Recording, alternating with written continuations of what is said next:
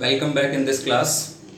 Previous class में हमने 12th RBSC board में कंपलसरी इंग्लिश में एक पैनोरामा नाम की बुक चलती है, उसका एक लेसन है ड्रॉट, उसके बारे में स्टडी किया।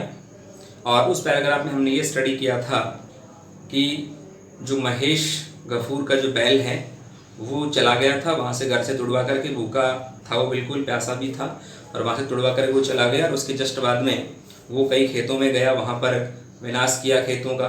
ओके, ये पता उनको पहले चला नहीं। उसके बाद जब उनको पता चला तो गफूर और उसकी बेटी भी उसको ढूंढने के लिए निकले, लेकिन उनको भी वो नहीं मिल पाया। और माणिक घोष नाम से कोई व्यक्ति है, उसने ये सूचना दी कि वो कहीं ना कहीं कांजी हाउस में जो है वो मिलने वाला है। ओके, तो वहाँ पर वो मिलेगा, तो आप वहाँ चले जाओ। अब कांजी हाउस क्या है, आजकल जो पुलिस स्टेशन होता है, पुलिस थाना होता है, वैसे पहले कांजी हाउस हुआ करता था। ओके, इस प्रकार से वो उसको तलाश करते करते जो है उधर गए हैं। इसके बीच में उनको एक कोई बुजुर्ग आदमी मिला है, ओल्ड मैन मिला है, उसके साथ में कुछ व्यक्ति और हैं। तो वो उसको ये कहते हैं कि इसकी हम पूरी कीमत देने को तैयार हैं। किसकी? महेश की।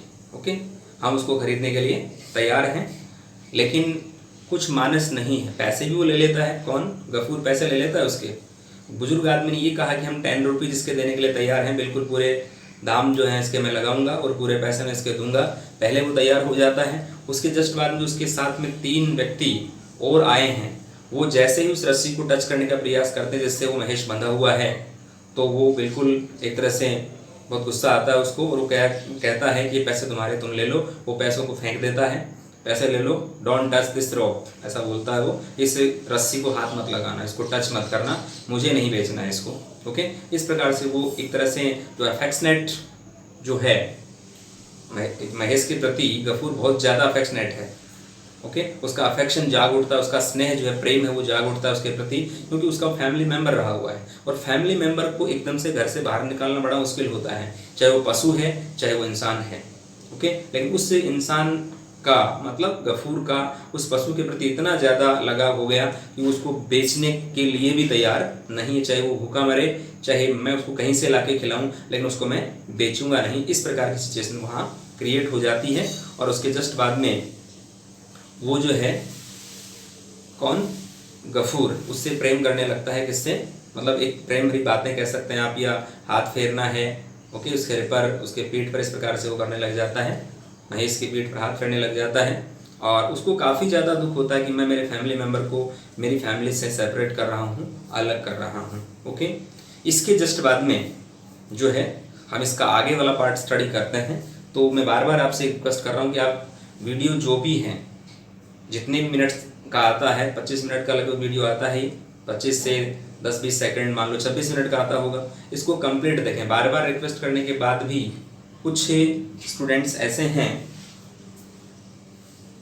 जो अभी भी वीडियो को कंप्लीट नहीं देख रहे हैं। देखिए, बार बार आपको कहा जा रहा है, जब तक आप वीडियो कंप्लीट नहीं देखेंगे नॉलेज कंप्लीट नहीं मिलने वाला है। ओके, तो ये आपसे रिक्वेस्ट है, और इस रिक्वेस्ट को आप थोड़ा सा फॉलो करें और वीडियो कंप्लीट देखें। Because there is a proverb in English, a little knowledge is a dangerous thing. अधूरा ज्ञान खतरनाक होता है, तो हमें अधूरा ज्ञान नहीं लेना है। या यूँ कह सकते हैं, हिंदी में प्रोवर्ब है, अज्जल गगरी छलकत जाए, आधा घड़ा जो भी होता हमेशा छलकता है, कहने का मतलब उसमें से आवाज़ आती है। तो हमें नॉलेज जो लेना है वो ढंग से लेना है, कंप्लीट लेना है। हम बिल्कुल फ्री बैठे हैं, ओके, और आराम से हमारे पास देखने का टाइम भी है, किसी प्रकार का कोई प्रेशर नहीं है। तो हम थोड़ा सा वीडियो को कंप्लीट देखें, ढंग से देखें। जो प्रॉब्लम है उनको आप कमेंट में लिखें। ओके, उनको पूछें आप, बिल्कुल हम उसका सॉल्यूशन करें। Let's see the remaining part of drought. Patting him on the head and horns, he whispered vague sounds of endearment to him. यहाँ गफूर जो है वो महेश से एंडियरमेंट के वर्ड्स से वो बोल रहा है। इसका जो ट्रांसलेशन है वो क्या होता है, देखिएगा। पैटिंग हिम, पैटिंग मीन्स होता है थपथपाते हुए, ऑन द हेड, जो महेश है उसके पास में ही है तो उसके सिर पर जो है हाथ फेरते हुए या हाथ थपथपाते हुए। एंड हॉर्न्स, हॉर्न्स मीन्स सींग, तो उसके सींग है उन पर जो है हाथों को फेरते हुए उसने धीरे से कहा। किसने कहा? गफूर ने कहा विस्पर्ड, विस्पर्ड फुसफुसाना, धीरे से बोलना। वेग साउंड्स, वेग का मतलब होता है अस्थिर या अस्पष्ट, डाउटफुल कह सकते हैं, अस्पष्ट कह सकते हैं, ऐसी साउंड्स में जो है उसने, और साउंड्स भी कैसी, एंडियरमेंट वाली। एंडियरमेंट मीन्स होता है स्नेह भरे शब्द, वो जो है किसको कहे उसने, महेश को बोले। मतलब ऐसे उससे कन्वर्सेशन कर रहा है जैसे उसका वो फैमिली मेंबर तो ऑलरेडी है, लेकिन एक जैसे इंसान से वो बिहेव कर रहा है, उसी प्रकार से जो अपने बैल जिसका नाम महेश है उससे वो ये शब्द बोल रहा है। ओके, इसके जस्ट बाद देखिएगा, it was about the middle of June. ये जो महीना था ये जून के बिल्कुल मिडिल का महीना था, जून के बीच का महीना था, 15 जून के आसपास का टाइम था ये। Nobody who has not looked at an Indian summer sky will realize how terrible, how unrelenting the heat can be। कहने का मीन्स ये हुआ कि जून का जो मिडिल का महीना है, जून में मिडिल का जो टाइम है, nobody कोई भी व्यक्ति जो है जिसने क्या नहीं किया हो, who has not looked, जिसने नहीं देखा हो, किसको नहीं देखा हो, एट एन इंडियन समर, भारतीय गर्मी को या भारतीय गर्मी का जो स्काई है, आकाश है, उसने अगर नहीं देखा हो किसी व्यक्ति ने, तो वो इंसान ये महसूस करेगा, विल रियलाइज, वो महसूस करेगा कि हाउ टेरिबल, कितना भयानक और कितना भयंकर, और हाउ अनरिलेंटाइन, और कितना कठोर या सख्त जो ये गर्मी है वो हो सकती है। ये वही इंसान अनुमान लगा सकता है जिसने इंडियन समर स्काई नहीं देखा हो। भारतीय गर्मी का जो आकाश होता है जिस वक्त जून के महीने में, वह जो इंसान है वो अनुमान लगा सकता है, जिसने गर्मी नहीं देखो वो अनुमान लगा सकता है कि कितनी भयंकर गर्मी जो है वो इस महीने में होगी या हो सकती है। ओके, तो उस महीने में भी गर्मी भयंकर पड़ रही थी जब चारों तरफ सूखा पड़ा हुआ था, और महेश जो गफूर का बैल है वो उस धूप में बाहर बंधा रहता था, भूखा प्यासा, क्योंकि गफूर के पास में उसको देने के लिए, खिलाने के लिए कुछ भी नहीं था। इस वजह से वो खुद जो है, गफूर भी मजबूर है, उसको क्या खिला सकता है, जब उसके खुद के खाने के लाले पड़ रहे हैं, उसके पास खाने के लिए कुछ नहीं है, और जमींदार उसकी बिल्कुल भी हेल्प नहीं कर पा रहा है, तो फिर वो क्या कर सकता है।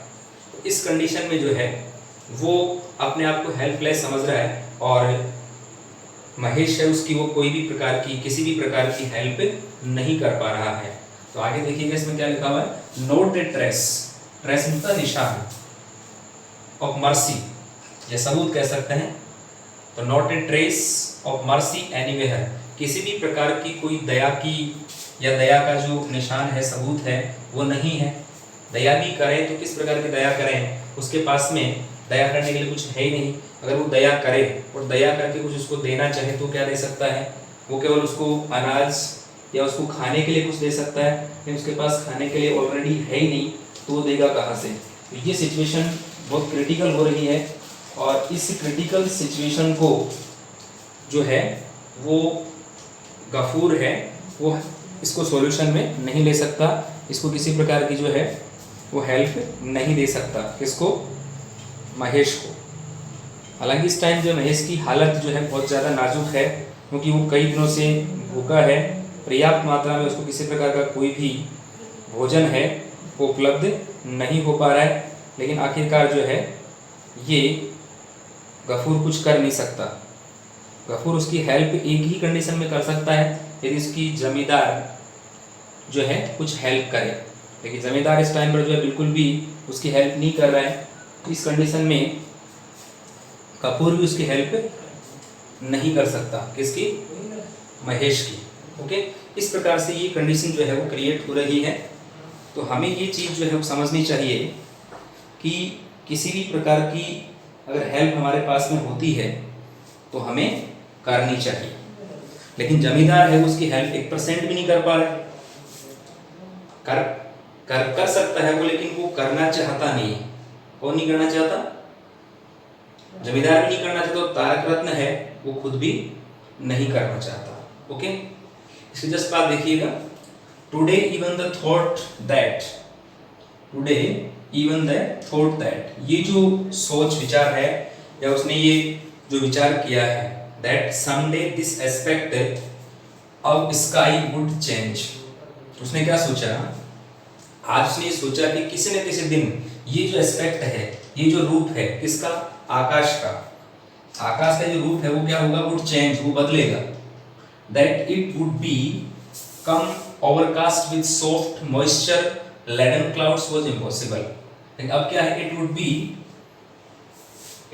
बी कम, ये बनेगा, कौन, आकाश जो है क्या बनेगा, ओवरकास्ट विद सॉफ्ट, ये चारों तरफ छाया रहेगा आकाश, लेकिन किस प्रकार का आकाश होगा, विद सॉफ्ट, सॉफ्ट मींस नम, मॉइस्चर का मतलब नमी युक्त, मॉइस्चर लेडन नमी युक्त, ये बादलों युक्त जो है नमी वाले बादल आएंगे। लेकिन अब ये कंडीशन है ना वो मुश्किल थी, वॉज इम्पॉसिबल, या संभव थी, हालांकि ऐसा होगा लेकिन अभी नहीं होगा, कुछ टाइम बाद होगा।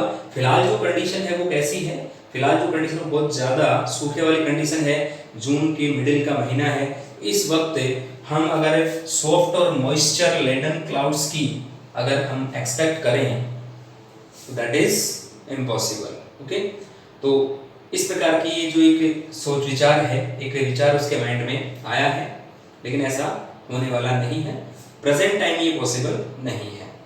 इट सीम्ड, ऐसा लगता था, as though the whole blazing sky, blazing का मतलब एक्सट्रीमली हॉट, बहुत ज्यादा जो गर्म संपूर्ण जो आकाश है, would go on burning day, अभी तो क्या है वो ब्लेजिंग स्काई है, और क्या किस में तब्दील हो जाएगा, किस में चेंज हो जाएगा, would go on burning day, एक जलने वाला जो दिन है ना वो दिन प्रतिदिन हो जाएगा, आफ्टर डे एंडलेसली, अनंत रूप से जो है, डे आफ्टर डे जो है, दिन प्रतिदिन, एक दिन के बाद दूसरा दिन जो है, इस गर्मी के मौसम में ये गर्मी कम नहीं होने वाली है, ये गर्मी बढ़ने वाली है। Okay, to the end of time, इस समय के अंत तक जो है, जून के महीने के अंत तक, या जब तक गर्मी का मौसम है तब तक ये गर्मी कम नहीं होगी, ये गर्मी और ज्यादा बढ़ने वाली है। Okay, Gafur return home at noon, Gafur जो है वो कब घर लौटा, एट नून, दोपहर में घर लौटा। Okay, he was not used to working as a hired labourer, Gafur जो है वो इस बात का आदी नहीं था, अभ्यस्त नहीं था, किस बात का, to used to working as a hired labour, इसको किराए का मजदूर होना, हायर्ड लेबर का मतलब बंधुआ मजदूर कह सकते हैं, किराए का मजदूर कह सकते हैं, तो उसकी तरह काम करने का गफूर आदी नहीं था। And it was only 4 or 5 days since his temperature had gone down, अभी 4 और 5 दिन की तो बात है, इट वाज ओनली 4 और 5 days, 4 या 5 दिन से उसका जो तापमान है खुद का वो भी एक तरह से कहाँ चला गया था, बिल्कुल नीचे चला गया था, क्योंकि हमने प्रीवियस पैराग्राफ में स्टडी किया है कि उस वक्त जो गफूर है उसके भयंकर बुखार हो रहा था, और उस वक्त तारक रत्न वहाँ उसकी झोपड़ी के पास में आया था, उसने उसको बुलाया था और उसने कहा था कि मेरे को बुखार हो रहा है और इस टाइम पर मैं किसी प्रकार की कोई भी इस बैल की हेल्प नहीं कर सकता, मेरी खुद की कंडीशन खराब है, ये उस वक्त की बात है। उसका टेम्परेचर 4-5 दिन पहले क्या था, बहुत ज़्यादा हाई था। ओके, इसके जस्ट बाद देखिएगा, his body was still weak, अब यहाँ पर जो गफूर की बॉडी है वो अब भी कैसी थी, वीक थी, एंड टायर्ड, और थकी हुई थी, इस टाइम पर भी कंडीशन उसकी खराब थी।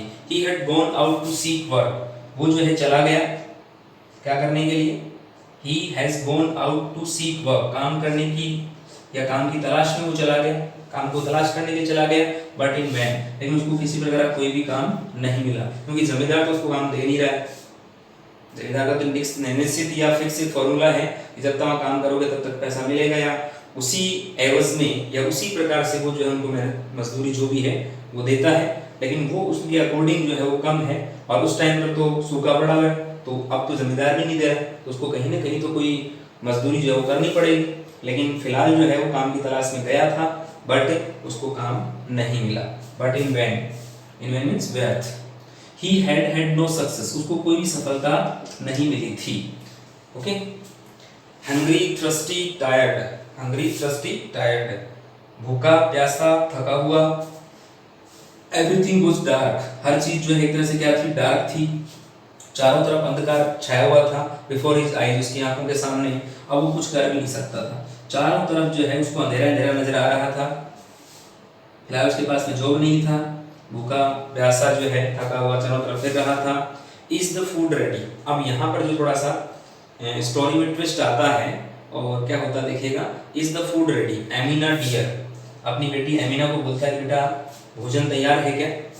He called out from the courtyard, courtyard means तो आंगन, आंगन से उसने जो है पुकारा अपनी बेटी को, बेटा एमिना या बेटी एमिना भोजन तैयार है क्या, क्योंकि उसको भी तो एक तरह से बहुत ज़्यादा भूख लग रही है। ओके, और दोपहर में जो है वहाँ से लौटा है। तो सिचुएशन जो है यहाँ पे थोड़ी सी जो है वो क्रिटिकल हो रही है। इसके जस्ट बाद में हम थोड़ा सा इसको ग्रामेटिकल स्टडी कर लेते हैं। इसमें ग्रामर पोर्शन जो है वो कौन कौन सा किस किस प्रकार से दे रखा है, कौन से टेंसेस का यूज है, कौन सी फॉर्म का यूज है यहाँ पर। ओके, ये हम स्टडी अब करेंगे। तो यहाँ पर जो सिचुएशन हमने देखी है वो सिचुएशन बहुत ज़्यादा क्रिटिकल हो रही है। गफूर की सिचुएशन बहुत ज़्यादा क्रिटिकल है। जून का महीना है, जो उसके पास में है नहीं, घर पे छप्पर जो है या जो हम कह सकते हैं छत वो प्रॉपरली है नहीं, बारिश के मौसम में बहुत ज़्यादा उनको जो है परेशानी है, लेकिन फिर भी एक तरह से ये अपने आप को मेंटेन कर रहा है, अपनी फैमिली को मेंटेन कर रहा है। अब देखो इसमें थोड़ा सा हम ग्रामेटिकल पोर्शन स्टडी करते हैं। Patting him on the head and horns he whispered, whispered means होता है फुसफुसाया, धीरे से बोला। तो यहाँ पर पास्ट है, सिंपल टेंस, वर्ब की second form. Sounds of endearment to him, sounds of endearment, endearment का मतलब बताया था अभी आपको, स्नेह भरे शब्द जो है वो उसने उसको कहे। किसको कहे, अपने बैल जिसका नाम महेश है उससे वो प्रेम से बात कर रहा है। Okay, it was about middle of June, ये जून के मिडिल का महीना था, जून के बिल्कुल बीच का महीना था। यहाँ पर बोल सेकंड फॉर्म है। Okay, nobody who has not looked at an Indian summer has note plus verb की थर्ड फॉर्म। तो यहाँ पर प्रेजेंट परफेक्ट टेंस है। एट एन इंडियन समर, भारतीय जो गर्मी है उसका जो आकाश अगर किसी ने नहीं देखा है तो वो व्यक्ति ये अनुमान लगाएगा कि हाउ टेरिबल, कितना भयानक, कितना भयंकर, और हाउ अनरिलेंटाइन, कितना कठोर सख्त जो है या सख्त ये गर्मी जो है वो हो सकती है, कैन बी। मॉडल के जस्ट बाद में कौन सी फॉर्म आती है, फर्स्ट फॉर्म। यहाँ पर बी कौन सी फॉर्म है, फर्स्ट फॉर्म है। ओके, इसके जस्ट बाद में देखिएगा note a trace of mercy, दया का एक भी जो सबूत है या चिन्ह है, note a trace of mercy anywhere, कहीं भी जो है दया का सबूत या दया का एक चिन्ह जो है कहीं किसी प्रकार का कुछ भी नहीं था। टुडे इवन द थॉट, एक ये विचार मात्र, थॉट का मतलब विचार से है यहाँ, दैट समडे, किसी दिन क्या होगा, दिस एस्पेक्ट ऑफ स्काई, ये आकाश का जो प्रेजेंट एस्पेक्ट है, प्रेजेंट जो रूप है, वर्तमान जो रूप है वो क्या होगा, वुड चेंज। तो यहाँ पर मॉडल वुड के साथ में कौन सी फॉर्म दे रखी है, first form. Okay, that it would become, ये क्या होगा, that it would become overcast, ये क्या छा जाएगा एक तरह से, बिकम मीन्स हो जाना, ओवरकास्ट मीन्स छाना। तो that it would become overcast, ये चारों तरफ जो है छा जाएगा, किस प्रकार से, with soft moisture laden clouds, बिल्कुल सॉफ्ट नम और मॉइस्चर नमी युक्त जो गहरे बादल हैं वो अब आएंगे, ऐसा इम्पॉसिबल था। इम्पॉसिबल का मतलब असंभव था। ओके, ये विचार मात्र था एक तरह से कि कहीं आकाश जो है वो चेंज होगा और चेंज होकर के और नमीयुक्त बादल आएंगे, बारिश आएगी। ये लोग सभी उस टाइम जो है एक तरह से सूखा पड़ा हो ना, सभी लोग आशा कर रहे हैं, लेकिन ये आशा जो एक तरह से उम्मीद जो है, एक्सपेक्टेशन जो है वो पॉसिबल नहीं थी।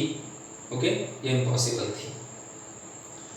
इस जस्ट बाद देखिएगा, इट सीम्ड, ऐसा लगता था, तो यहाँ पर क्या है, वो आपकी सेकंड फॉर्म मिस पास्ट पे simple tense. Okay, it seemed, ऐसा लगता था, that as though the whole blazing sky, संपूर्ण जो आकाश था कैसा, ब्लेजिंग, ब्लेजिंग मींस बिल्कुल कैसा, गर्म, extremely hot, would go on burning day, ये दिन कैसा हो जाएगा, बर्निंग डे, बर्निंग बिल्कुल जलता हुआ जो है ये हो जाएगा डे आफ्टर डे एंडलेसली, अनंत रूप से जो है ये हर दिन के बाद कैसा होगा, बर्निंग स्काई बन जाएगा। तो यहाँ पर मॉडल के जस्ट बाद में कौन सी फॉर्म है, फर्स्ट फॉर्म है। Okay, to the end of time, मतलब गर्मी के अंत तक जो है ये आकाश कैसा बन जाएगा, बर्निंग डे जो है वो होगा, लेकिन एक के बाद एक एंडलेसली हो गई, मतलब भयंकर गर्मी पड़ेगी जिसकी हम क्या नहीं कर सकते, एक्सपेक्टेशन भी नहीं कर सकते।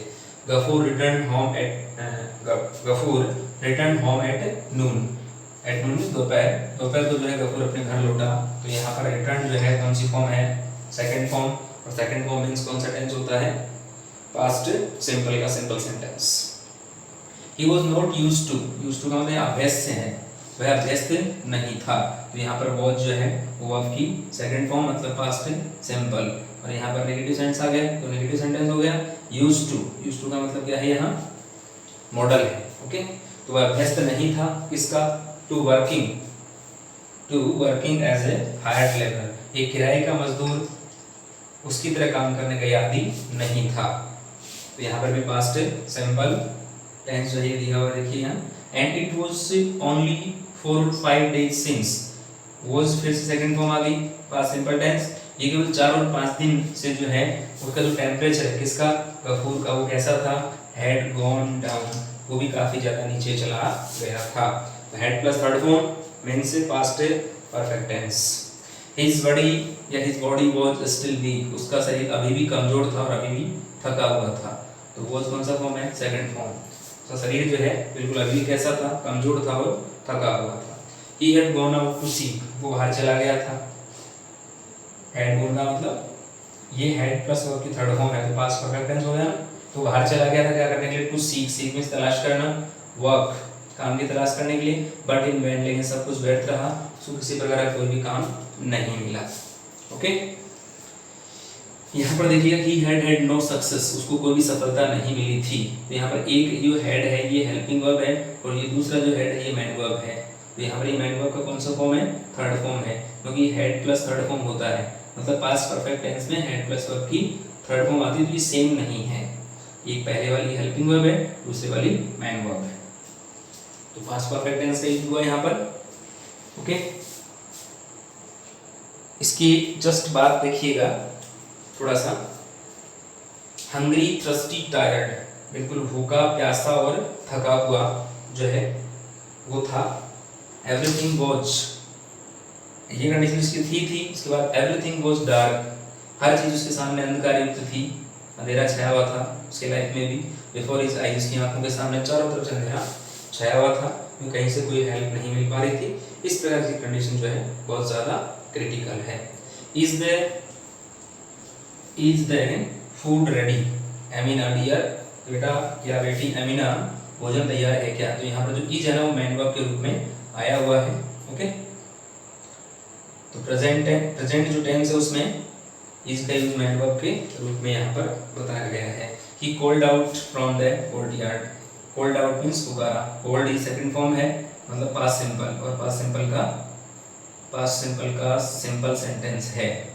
तो उसने कोर्टयार्ड से, आंगन से अपनी बेटी को पुकारा कि क्या भोजन तैयार है। क्योंकि यहाँ देखो पहले से बता रखा है हंग्री थ्रस्टी टायर्ड। ओके, भूखा है, प्यासा है, थका हुआ है।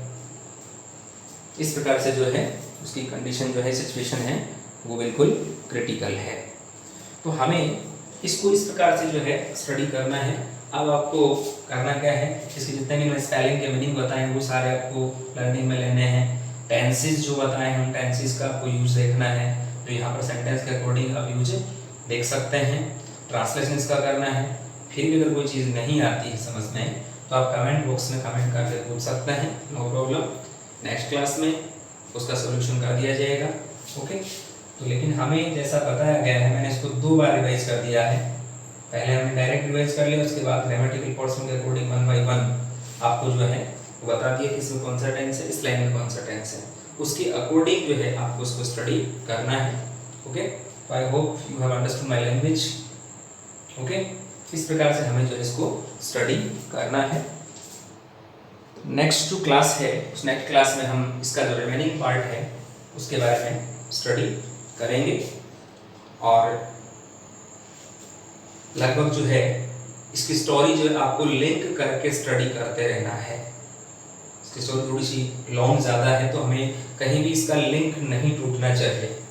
अगर लिंक टूटता है, लिंक टूटने से क्या होता है, कनेक्शन टूटने से क्या होता है, स्टोरी जो है एक तरह से 1 by 1 स्टेप बाय स्टेप समझ में नहीं आती है। तो हमें स्टेप बाय स्टेप इसको समझना है।